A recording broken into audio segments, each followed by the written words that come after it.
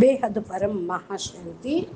బేహద్ ఆత్మిక పరివారం నాకు ఆత్మిక సోదరులకు బాపూజీ దశరథ్ భాయ్ పటేల్ తెలుగు ఛానల్కు స్వాగతం. ఈరోజు మనము ఉపనిషత్తు గంగాలో దేవ దృష్టి, ఆసురీ దృష్టి, దేవతలు అసురుడు ఇద్దరు ప్రజాపతి దగ్గర విద్య నేర్చుకోవటానికి వెళ్ళారు. ఆ జ్ఞానము, ఆత్మ జ్ఞానము అనేది చెప్పిన తర్వాత వాళ్ళు ఏ ఏ దృష్టికోణంతో చూశారో, ఎవరెవరు ఎంత పొందారో అది తెలుసుకున్నాము. అంటే ఆత్మ గురించి తెలుసుకున్నటువంటి వాడు దేవేంద్రుడు. ఇది ఆత్మ చైతన్యవంతమైనది. ఈ ఆత్మకు 4 స్థితులు ఉంటాయి: జాగృత, స్వప్న, సుషుప్తి, తురియ. ఈ యొక్క దశల గురించి బోధన నిజంగా చైతన్య స్థితుల క్రమ విభజన. జాగ్రత్తగా ఈ యొక్క స్థితిలో ఉంటే శరీర సంబంధిత జీవిగా మనకు అర్థమవుతుంది అని చెప్పడం జరిగింది. ఇక్కడ ముఖ్యమైనటువంటి విషయం ఏమిటి అంటే,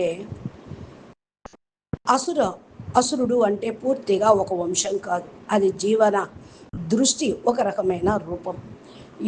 వీళ్ళు యజ్ఞం చేయరు, శ్రద్ధ చూపరు, దానం చేయరు అని మనం తెలుసుకున్నాము. అయితే ఆత్మ యొక్క అవినాశీ తత్వము ప్రజాపతి ఇచ్చిన ఆకాశ మేఘ విద్యుత్ ఉపమా అలంకారం, ఇది చాలా అద్భుతమైనది. ఆకాశం ఎల్లప్పుడూ నిరాకారిగా ఉంటుంది, మేఘాలు అలాగే ఉద్భవించి ఉంటాయి, రూపం తీసుకొని మళ్ళీ అందులోనే కలిసిపోతాయి. ఆత్మ ఆకాశము, శరీరము మేఘము. తాత్కాలికంగా ఇక్కడ జీవితంలో ఆత్మ శరీరాన్ని ధరించి పాత్ర ప్లే చేస్తుంది, మళ్ళీ శరీరం మొత్తం పంచభూతాల్లో కలిసిపోతుంది, మిగిలేది ఆత్మ. ఇది తెలుసుకొని ఎవరైతే స్వయాన్ని శరీరంతో భేదించి తెలుసుకుంటారో వారు దేహం ముక్తి పొందగా ఆనందంలో సంచరిస్తారు. హిందూ దార్శనిక శాస్త్రీయ సూచనలు ఈ కథ చాందోగ్యోపనిషత్తులో 8వ పాఠంలో ఉన్నది. ఉపనిషత్తు సామవేద పరంపరలో కూడా అత్యంత విస్తృతమైనది మరియు లోతైనదిగా భావించబడింది. ఈ ఎపిసోడ్లోని తాత్విక ధారలు ఈ కిందగా ఉన్నాయి. అహం బ్రహ్మస్మి ప్రజాపతి యొక్క తుదియ ఉపదేశం. ఇదే అశరీరి ఆత్మే బ్రహ్మస్వరూపము అనేది బృహదారణ్యక ఉపనిషత్తు. అహం బ్రహ్మస్మి అనే మహావాక్యానికి సమానార్థం ఆత్మ మరియు పరమాత్మ ఒక తత్వం, వేదాంతపు కేంద్ర బిందువు.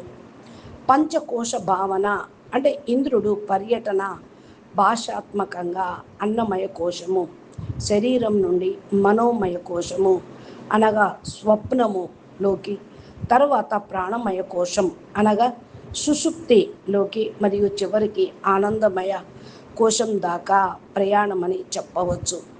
తైత్తిరీయోపనిషత్తు యొక్క పంచకోశ సిద్ధాంతానికి ఇది ప్రతిబింబము.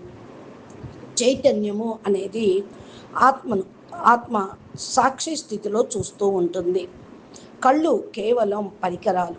ఇది యోగ వశిష్టము మరియు కాశ్మీర శైవ తాత్విక పాఠశాలలో కూడా ప్రత్యభిజ్ఞాన్ సిద్ధాంతానికి అభినవ గుప్తుని ప్రకాశ విమర్శన భావానికి పూర్వారంభంగా కనిపిస్తుంది. దేవ అసుర భేదానికి నైతిక ఆధారం ఏమిటి అంటే, భగవద్గీతలో శ్రీకృష్ణుడు వివరించిన దేవి మరియు అసుర సంపత్తుల వివరణ. ఇక్కడ చాందోగ్యోపనిషత్తు కథ కూడా తాత్విక ఫలిత సమానము.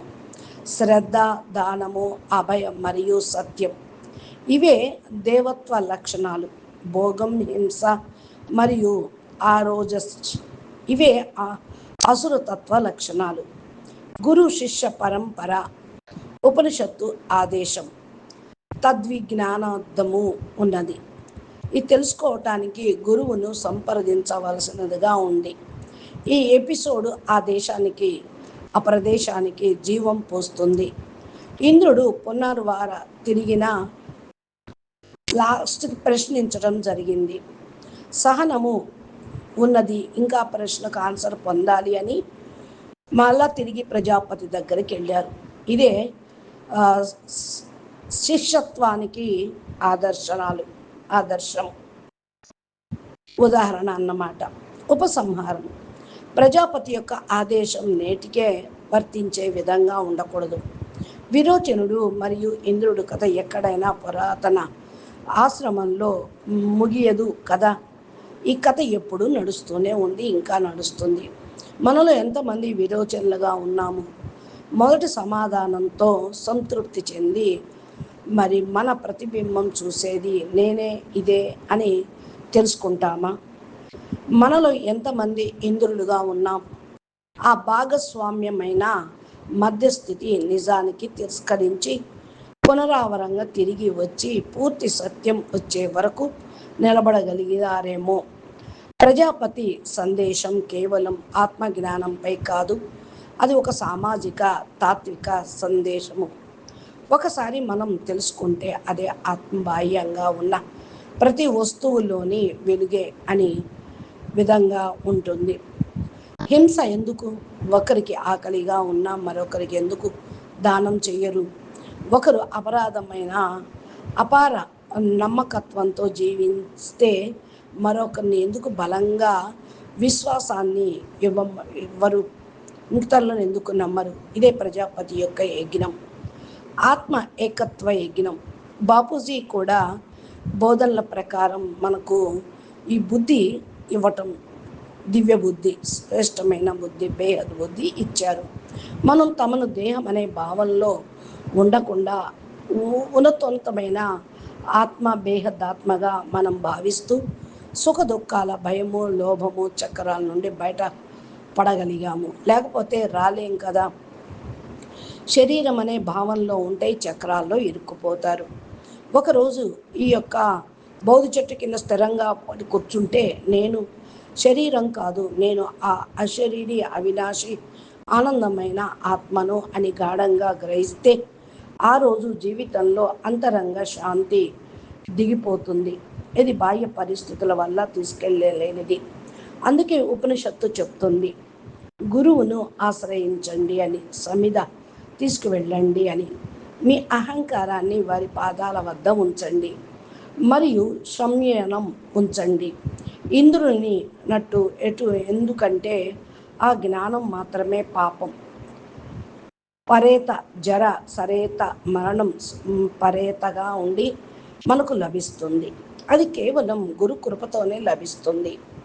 ఇక్కడ మనకు ఆత్మానం రదినం విధి శరీరం రథమేవతు అంటే ఇది ఉపనిషత్తులో చెప్పిన రథ గురించి, ఆత్మ యొక్క జ్ఞానం గురించి. అంటే ఏంటి? శరీరం రథం, ఇంద్రియాలు గుర్రాలు, మనసు రథసారథి. ఇది తెలుసుకున్న వాళ్ళు ఆత్మే రథసారథి. కానీ మనసుకు ఆధీనం అయిపోయినామనుకోండి, ఇక మనసు మూడుగాళ్ళ నడుస్తూనే ఉంటుంది. ఎప్పుడైతే ఆత్మ యజమాని అనుకుంటామో అప్పుడు మనం ఈ యొక్క ప్రపంచాన్ని దాటుకొని వెళ్ళేటటువంటి స్థితి అనేది వస్తూ ఉంటుంది.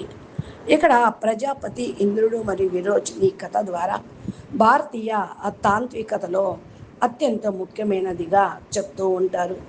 కేవలం ఒక పురాణ కథ కాదు, ఆత్మ అన్వేషణ, సెల్ఫ్ రియలైజేషన్ యొక్క మనోశాస్త్రీయ మరియు తాత్విక ప్రయాణం. మనము ఇంటర్నెట్ మరియు నమ్మకమైన ఉపనిషత్తు మూలాల ఆధారంగా ఈ యొక్క ఆత్మ యొక్క చైతన్య స్థితి యొక్క కథను, అంతర్గత రహస్యాలను లోతుగా అర్థం చేసుకోవచ్చు. సత్య శోధనలో 3 దశలు ఉంటూ ఉంటాయి. అదేంటి అంటే ఈ ప్రజాపతి ఒకసారి ప్రకటించారు కూడా, ఆ ఆత్మ అది పాపరాహిత్యమైనది, జరారాహిత్యమైనది, మరణరాహిత్యమైనది, శోకరాహిత్యమైనది, ఆకలికి తృప్తికి పరాయితయమైనది అని చెప్పారు. కోరికలు సత్యమైతే దాన్ని వెతక్కండి. ఆ ఆత్మను తెలిసినవాడు అన్ని లోకాలు మరియు అన్ని కోరికలను పొందుతాడు. ఈ ప్రకటనను వినిపించినప్పుడు దేవతలు, అసురుల్లో కూడా ఒక కలకలం వచ్చింది. దేవతల రాజు ఇంద్రుడు, అసురుల రాజు విరోచన్ ఒక సమిధ తీసుకొని ప్రజాపతి వద్దకు శిష్యత్వం భావంతో చేరారు. 32 సంవత్సరాలు అక్కడ బ్రహ్మచర్యాన్ని పాటిస్తూ సేవ చేశారు. తర్వాత ప్రజాపతి 4వ దశలో బోధన చేసింది. అది వాస్తవంగా ఆత్మజ్ఞానపు 4 పొరలను వివరిస్తుంది. జాగృత స్థితి అంటే ఇది అన్నమయ భౌతిక స్వయం స్థితి. 32 సంవత్సరాల సేవ తర్వాత ప్రజాపతి వారిని ఏమి కావాలో అడిగాడు. వారు తమ ఆశయాలను తెలిపారు. అప్పుడే ప్రజాపతిది ఒక నీటి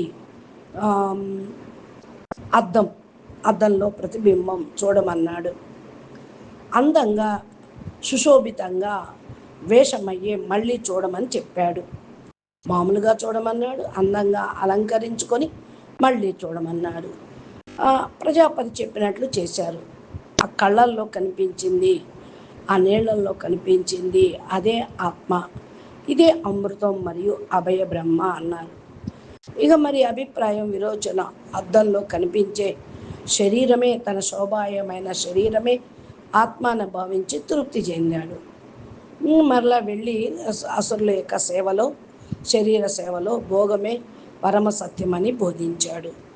ఇలాగా మరి వేద్భావం తద్భవంతి అంటూ భావనలు ఇలాగా ఉన్నాయి.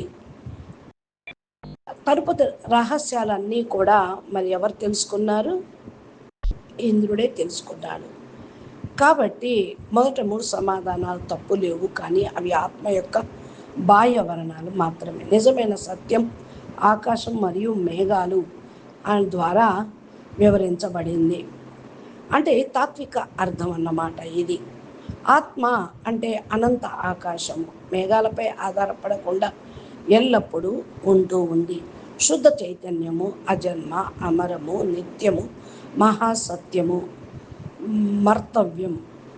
వాయిదం శరీరం అంటే శరీరం ఖచ్చితంగా మరణ సంబంధమైనదే, కానీ ఇది అమర. ఆ శరీర ఆత్మకు కేవలం నివాసం మాత్రమే.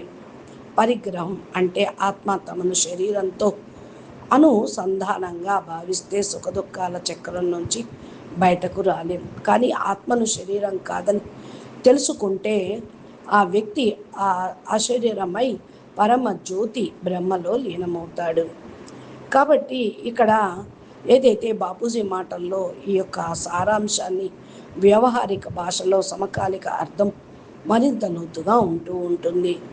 ఇవాళ ఈ యొక్క దృష్టి, ఈ విరోచన యొక్క దృష్టి అంటే ఎట్లా ఉంది అంటే, ఇక్కడ జిమ్ము, బ్యూటీ మొదలైన బట్టలు మరియు శరీర సుఖాన్ని అంతటా పరమంగా భావిస్తున్నారు. ఈ దేహ భ్రమ, నేనే శరీరమును, నేనే మొత్తం అనుకుంటూ ఉంటూ అన్ని ఒత్తిడి మరియు ఆవాసాలకు మూలమవుతుందన్న సంగతి గుర్తించటం లేదు. కాబట్టి అదేవిధంగా మరి ఇంద్రుడు పొందినటువంటి ఆత్మ జ్ఞానం షార్ట్ కట్లో రాదు. ఎన్ని సంవత్సరాలు ఆయన తపస్సు చేశాడు, ఎంత బ్రహ్మచర్యాన్ని పాలన చేసి సాధన గురువు దగ్గర నేర్చుకున్నాడు. నిరంతరం అంతర్గత విచారణ మరియు నేతి అంటే ఇది కాదు, అది కాదు, ఇది కాదు అంటే వేదాంత పద్ధతిలో పొందాడు. అంటే కళ్ళు చూడనివి కళ్ళు ఒక కవాటం మాత్రమే కదా. సాక్షి భావంలో ఉంటుంది ఆత్మ, చూసినా కూడా చూడనట్లే ఉంటుంది. మనము ఈ సాక్షి చైతన్యంలో నిలిచేసినప్పుడే ప్రాపంచిక పరిస్థితులు మిమ్మల్ని తాకవు. కాబట్టి ఇక్కడ మనము సమాధానాలపై అర్థం చేసుకోండి. అంటే న్యూరో సైన్స్ అంశము, ఇప్పుడు మనం చైతన్యం యొక్క 4 స్థితులు తెలుసుకున్నాం కదా. సైన్స్ పరంగా దృష్టికోణంతో పరిశీలిస్తే ఇది ప్రాచీన తత్వ శాస్త్రంతో ఆధునిక న్యూరో సైన్స్ మరియు మానస శాస్త్రము సైకాలజీలో కూడా పొరపాటుగా సరిపోతూ ఉంటుంది. అంటే 4 దశలు ఏమిటి? జాగృతి, స్వప్న, సుషుప్తి మరియు తురియా స్టేజ్లు. దీన్ని సైకాలజికల్గా ఎలా అర్థం చేసుకోవాలి? ఇది మనం క్వాంటమ్ ఫిజిక్స్ మరియు మెదడు తరంగాలు, బ్రెయిన్ వేవ్స్ ఆధారంగా సులభంగా అర్థం చేసుకోవచ్చు. చూద్దాము దీని గురించినటువంటి వివరణ రేపు మనం మరలా నెక్స్ట్ పార్ట్లో అదేంటి సైకాలజికల్గా మరియు న్యూరో సైన్స్ విధంగా ప్రాచీన తత్వశాస్త్రం అనుసారంగా క్వాంటమ్ థియరీగా తెలుసుకుందాము. అచ్చా బేహద్ పరమ శాంతి. మీరు ఈ యొక్క వీడియో నచ్చినట్లయితే మీకు లైక్ చేయండి, షేర్ చేయండి, మంచి కామెంట్ పెట్టండి, ఇతరులకు అర్థం చేయించడానికి షేర్ చేయండి.